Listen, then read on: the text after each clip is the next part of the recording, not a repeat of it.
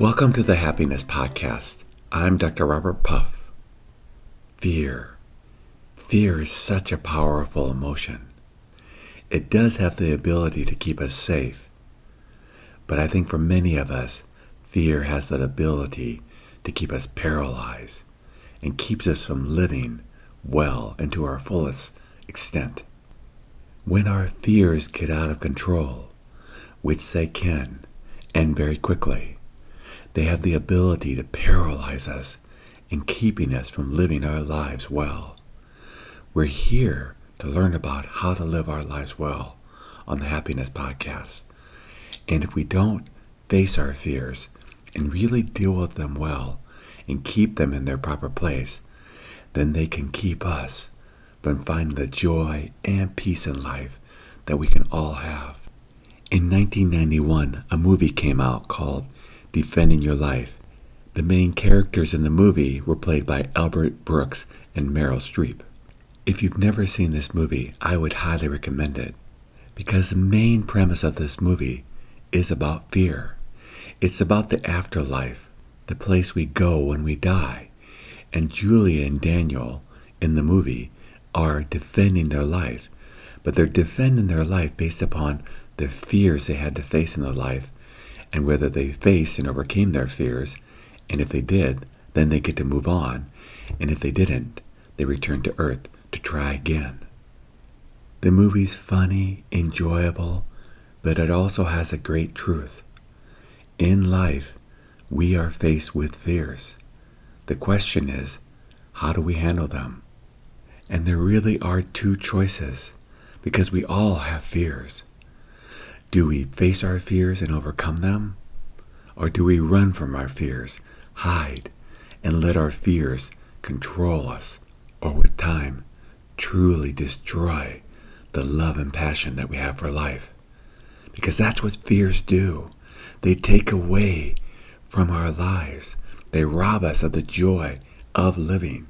How many of us right now, listening to this podcast, are not living the life that we want to live because of our fears of failure, our fears of loss, our fears of other people judging us. We make so many choices in life because of our fears. But if we learn to honor our fears and deal with them appropriately, then what we can find is that life can be a beautiful adventure, and we can face life with fearlessness. But in order to control our fears and to be fearless, it isn't that we now go through life with reckless abandon. It's more that we think about, okay, if I make this decision, may it have consequences that I would prefer not to have happen. For example, a relative of mine, when I was growing up, was really into dirt biking, and he had all three of his sons get into it, and they were trying to be professional dirt bike riders. Well, the first two did it so often and had so many injuries, they were pretty crippled by the time they were adults. He didn't give up though, and so his third son made it quite a long ways into the dirt biking world. But then one day when he was practicing, he was doing a very high jump, came down, and died. So it isn't that we go through life with reckless abandon. It's that we realize and say, okay, is this a wise choice that I'm doing, or is it a fear? Fears are far more emotional. They're based upon things that often have very little support to them, but have a lot of emotion tied to them. And it can be so many different things. I mean, think of the fear of flying.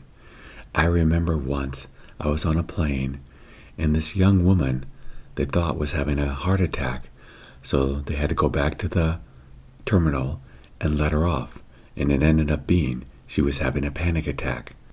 I don't know whatever happened to her, but I know lots of people in life never fly because of their fears. And yet if you really study flying, the chances of you dying in a plane are minuscule. You probably have a better chance of being struck by lightning. It is very small. And yet don't all of us know someone who won't fly because of their fears? And it can matter sometimes.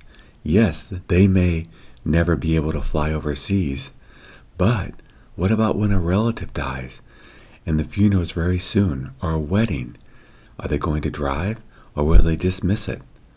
We all know people that struggle like this, and it has impact not only on their lives, but it can even have an impact on the people around them. Or think about people who watch the news. If we spend a lot of time keeping up with world events, which are pretty much negative, we're going to develop fears, and lots of them. It's so common these days because people can really keep in touch with what's happening in the world through their smartphones and other devices, that we are inundated with fears. And if we're not careful, these fears can overwhelm us and truly control our lives. As many of you know, in the worst case scenarios, there's a psychological disorder called agoraphobia. And these are people that start off with just being afraid. Perhaps they're afraid of going to a busy market. Perhaps they're afraid of driving on a freeway. And with time, instead of facing their fears, they just stay closer and closer to home until finally they're stuck at home because everything about life is fearful. And they may never leave their homes again because of fears. It's a horrible way to live life. Yet, how many people live this way? Do you know that it's about 1% of our population? That means out of 100 people, one person is stuck at home for perhaps the rest of their lives. And this is just one type of fear. There are so many others. When you watch the movie Defending Your Life, you discover that people have a lot of fears, and most people keep coming back over and over and over again because of their fears. Fears are powerful. Fears control us. Fears take away from our joy and happiness in life. I mean, maybe you don't know someone who has agoraphobia because they don't get out much. But do you know people, perhaps even yourself, that have made decisions or are making decisions right now that are keeping them from living to the fullest? Perhaps they're at a job that they hate, but they're afraid to quit because of the consequences. Or people that are afraid to do what they really love because of the fears of letting go or what people will think. There are so many ways fears control us, and yet they don't have to. We can truly live lives fearlessly if we just do a few things. And here are those things that we can do to overcome our fears. The first one is face our fears. Look it straight in the eye, whatever it be, and say, I'm not going to let you control my life.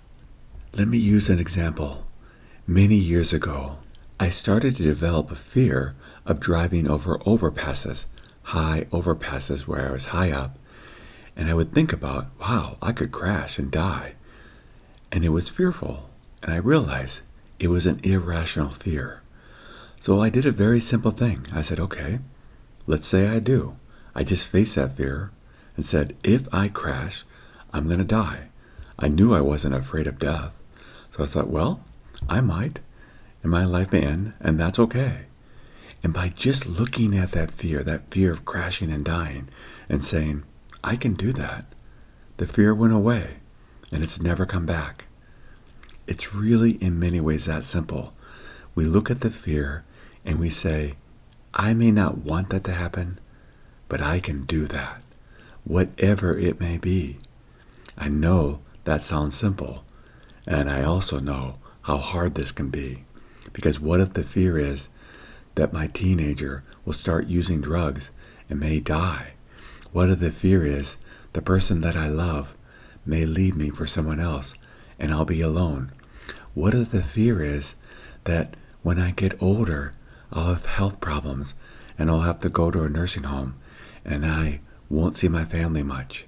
What if the fear is I'm going to lose my job and I will lose things and may end up homeless?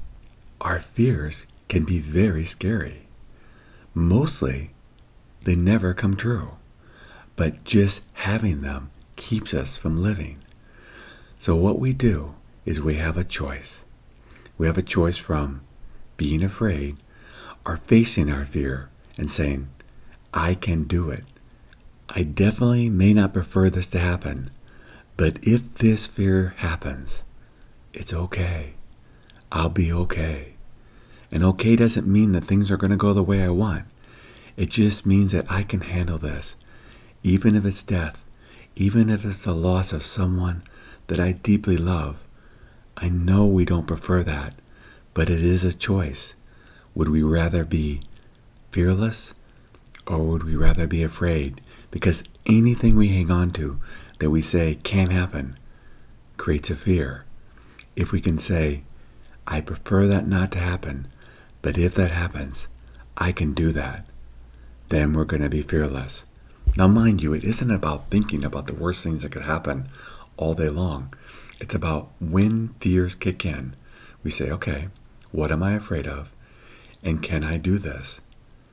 And what we want to come up with, even though it may be something we really don't want, if we say, yes, I know I can do it, or I know other people have gone through this and they're okay. Not only are they okay, but they're doing well. I want that path. So that's what I'm going to do. I'm going to say, fear, I don't want you, but if you come, I'm going to do well. And so what will happen is the fear will have nothing to hang on to. It won't have anything to feed. And that fear will lose its power. It doesn't mean we don't prepare for things. It just means we do it wisely and not out of fear. Well, there's two more things we need to do in regards to fear. Is we need to not feed them externally or internally. We feed them externally by all the different things we do all day long. The big one is, what are we watching on the news or on our apps? Or what types of conversations are we having with other people? Are they based on fear? Because if we are, we're going to feed our fears, and they will grow exponentially. So instead, we need to say, no, I'm going to limit or stop listening to these fears from others and start seeing life as a beautiful adventure that I'm going to enjoy to the fullest. And then we need to also pay attention to our internal thoughts. And when the fears kick in or we're thinking about the negative things of life, we need to say, no, this is not helpful. I realize I can only think about one thing at a time. Instead, I'm going to focus on this. Or I'm going to be present with what's before me. Being mindful of all the beautiful things in my life and giving them my attention instead of my fears. And when my mind goes back to the fears, again, I'm mindful of all the beautiful things happening in my life and giving that attention again.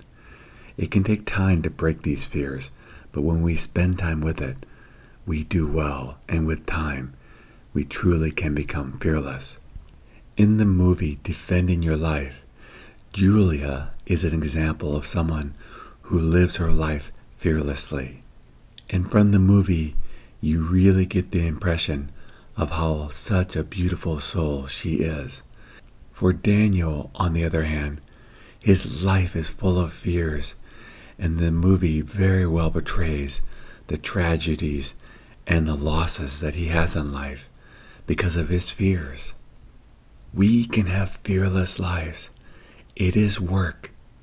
It is effort. But the rewards we receive when we live our lives fearlessly are beyond measure.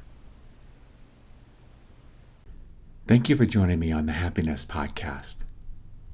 If you are finding these episodes helpful, I would love for you to share your experience with others. The easiest way for new people to listen to this podcast is just refer them to www.happinesspodcast.org. That's happinesspodcast.org.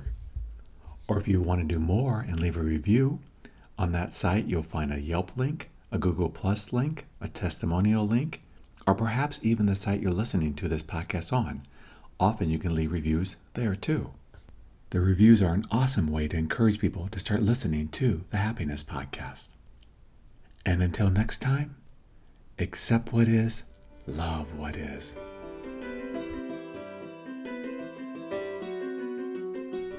Do you ever wonder why some companies do so well, grow, and just seem to keep coming up with great ideas and keep expanding, while other companies are permeated with negativity, lawsuits, employee turnover, and just overall unhappiness in the workplace?